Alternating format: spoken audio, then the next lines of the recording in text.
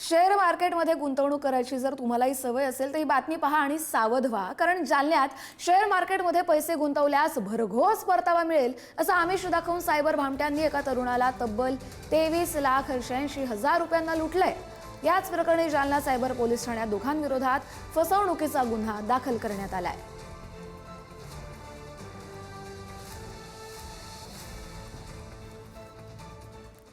नाशिकमध्ये शेअर मार्केटच्या नावाखाली 90 लाखांची फसवणूक करण्यात आलेली आहे। जादा नफ्याचं आमिष दाखवत 90,47,000 रुपये उकळले।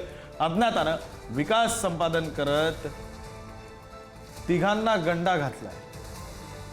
फसवणूक झाल्याचं लक्षात येतात सायबर पोलिसांमध्ये तक्रार देण्यात आली। नाशिकच्या सायबर पोलिसांकडून अधिकचा तपास सुरू आहे।